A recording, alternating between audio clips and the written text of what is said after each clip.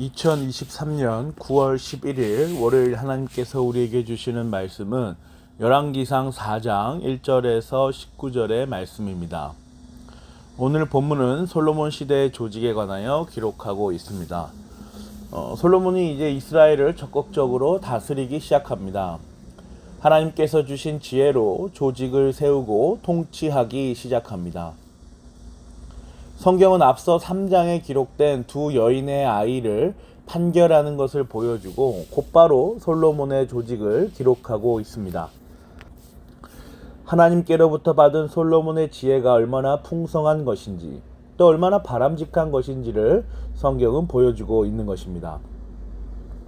모든 통치의 시작은 조직을 개편하는 일에서 시작합니다. 조직을 개편하는 것을 통해서 그 왕권이 추구하고자 하는 것, 어떤 방향으로 통치할지를 알 수가 있죠. 또 왕의 정치 철학도 함께 알 수 있는 것입니다. 다윗과 솔로몬의 조직을 한번 비교해서 볼까요? 사무엘하 8장 15절에서 18절을 제가 읽어드리겠습니다. 다윗이 왕이 되어서 이렇게 온 이스라엘을 다스릴 때에 그는 언제나 자기의 백성 모두를 공평하고 의로운 법으로 다스렸다. 수르야의 아들 요압은 군사령관이 되고 아힐룻의 아들 여호사밧은 역사 기록관이 되고 아히두베의 아들 사독과 아비아달의 아들 아히멜렉은 제사장이 되고 스라야는 서기관이 되고 여호야다의 아들 브나야는 그렛사람과 블렛사람의 지휘관이 되었다. 다윗의 아들들은 제사장 일을 보았다. 다윗이 이스라엘의 조직을 개편했을 때에도 성경은 다윗이 공평하고 의로운 법으로 지혜와 정의를 가지고 다스렸다는 것을 가장 앞에 보여줍니다. 그리고 이어지는 조직을 보세요. 16절과 18절 모두에 군대에 관한 인사를 단행합니다. 성경이 이 사실을 그대로 보여주고 있어요. 그런데 오늘 본문에 기록된 솔로몬의 조직을 한번 보세요. 1절부터 6절입니다. 솔로몬 왕이 온 이스라엘을 다스리는 왕이 되었을 때에 그가 거느린 고급 관리들은 다음과 같다. 사독의 아들 아사랴는 제사장이고 시사의 아들 엘리호렙과 아히야는 서기관이고 아힐룻의 아들 여호사밧은 역사기록관이고 여호야다의 아들 브나야는 군사령관이고 사독과 아비아달은 제사장이고 나단의 아들 아사랴는 관리를 지휘하는 장관이고 나단의 아들 사붓은 제사장 겸 왕의 개인 자문관이고 아히살은 국내 대신이고 압다의 아들 아도니람은 강제노역 책임자였다. 2절부터 6절까지 기록된 인사 개편에 군과 관련된 인사는 여호야다의 아들 브나야가 전부입니다. 다윗의 시대와 완전히 다른 분위기죠. 다윗 왕의 시절에는 전쟁이 아주 중요한 통치 방법 중 하나였습니다. 다윗은 사울과 압살롬과 블레셋과 암몬과 같은 대상들과 수차례 어려운 전쟁을 치러냈습니다. 그런데 솔로몬의 시대는 전쟁과 다소 거리가 있던 시대입니다. 아버지 다윗 왕이 펼쳐놓은 이스라엘의 위상이 아주 드높았던 시대이죠. 평화와 번영이 충만했던 시기였던 것입니다. 그러니 솔로몬은 전쟁이 아닌 다른 곳에 집중할 수 있었습니다.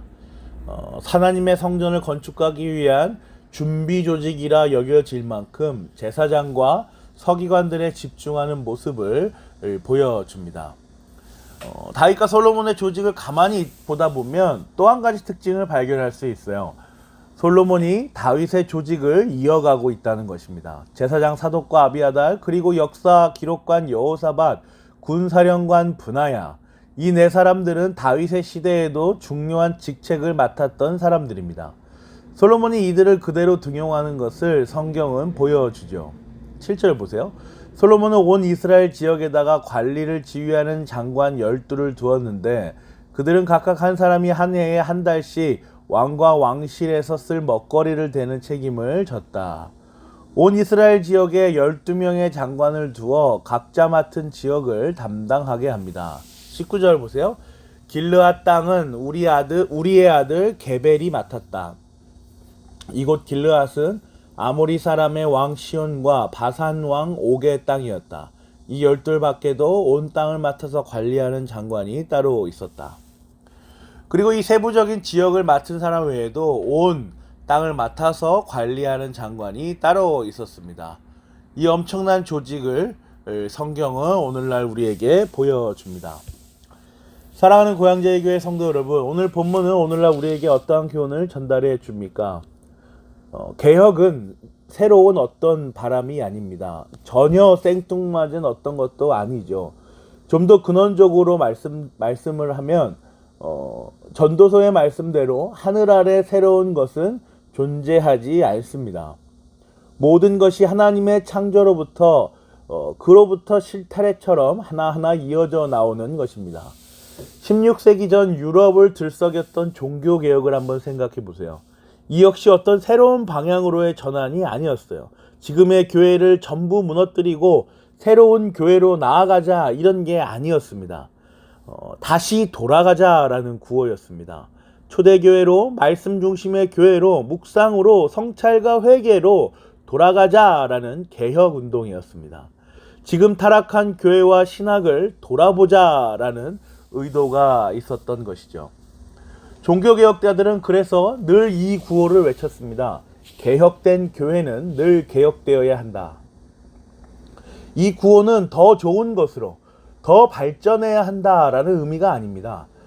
돌아보자는 것입니다. 성찰해 보자는 것입니다. 말씀에 근거하여 지금 우리의 모습을 면밀하게 살피자라는 것이에요. 개혁은 성찰과 회개를 전제로 하는 것입니다.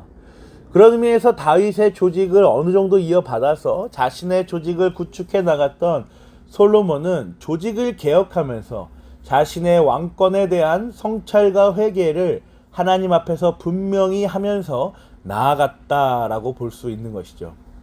모든 거룩한 계승과 개혁은 성찰과 회개를 수반합니다. 성찰과 회개를 통하여 앞선 선배들의 신앙의 모양들을 계승하고 성찰과 회개를 통하여 지금의 거룩한 백성들이 그 신앙의 모양들을 개혁해내는 것입니다. 모두 하나님의 창조로부터 나오는 일반 은혜와 특별 은혜를 바라보는 것이죠. 늘 이미 임한 하나님 나라를 누리며 완성될 하나님 나라를 소망하는 것입니다. 오늘도 성찰과 회개를 통하여 하나님께서 허락하신 이 세상에서의 공간과 시간을 계승하며 개혁하여 나아가는 우리가 되기를 기도합니다. 과거와 현재를 잇는 우리의 성도됨이 앞으로 오고 오는 모든 교회 회원들을 향한 모범이 되기를 기도합니다. 하나님 앞에서 겸허히 하나님의 일하심을 기다리는, 또 구할 것들을 마땅히 간구하는 우리가 되기를 그리스도의 이름으로 기도합니다. 아멘.